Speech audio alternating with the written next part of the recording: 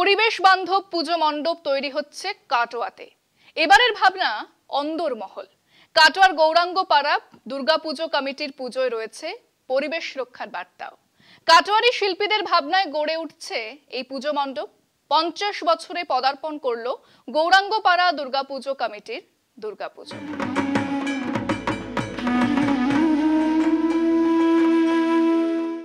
কলকাতা টিভির জেলার পুজো নিয়ে এই মুহূর্তে আমরা চলে এসেছি কাটোয়া গৌরাঙ্গপাড়ায়। এই গৌরাঙ্গপাড়ার এবছরের পুজোর থিম হলো অন্দরমহল, যে থিমের পুরোটাই তৈরি হচ্ছে পরিবেশ বান্ধবকে সামনে রেখে।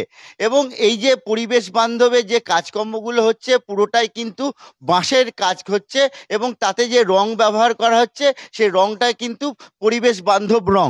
এবং এই মুহূর্তে আমার সঙ্গে রয়েছে যে এই শিল্পী, মূল যে এই বিষয়ে যে কাজটা তুলে ধরছে সেই শিল্পী, তার সঙ্গে একটু কথা বলে নেবো।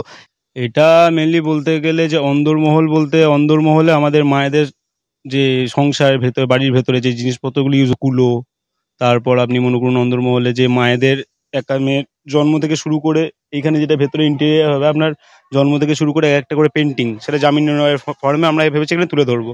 এবার সেই জিনিসগুলোকে দিয়েই একটা ফর্ম তৈরি করা হচ্ছে যেখানে আমাদের মায়েদের প্রাধান্যটা থাকুক সেখানে। 50 বছরে পা দিতে চলেছে এই গৌরাঙ্গপাড়ার পুজো কমিটির যে দুর্গা উৎসব, এবং তাদের এই থিম হচ্ছে পুরনো দিনের, অর্থাৎ আগেকার দিনে মানুষ মহিলার যে অন্দরমহলে থাকতো সেই অন্দরমহলকে সামনে রেখেই তাদের থিম।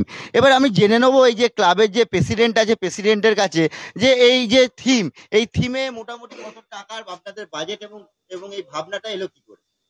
আমাদের বাজেট মোটামুটি ধরুন ওই 8 লাখ 8.5 লাখ টাকা মতো হবে।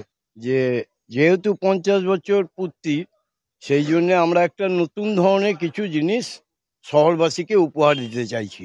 আমি যেহেতু 50 বছর পূর্তি, সেহেতু শহরবাসীকে নতুন কিছু একটা উপহার দিতে এই ক্লাবের উদ্যোক্তারা কিন্তু মেতে উঠেছে। শিল্পী অনুরাগের হাতের ছোঁয়ায় ফুটে উঠছে গৌরাঙ্গপাড়ার এই দুর্গাপুজো কমিটির এই মন্দির যে আছে, মন্দির চত্বর।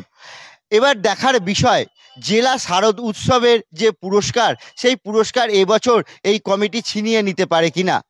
কাটোয়া থেকে চন্দন সেনগুপ্ত, কলকাতা টিভি।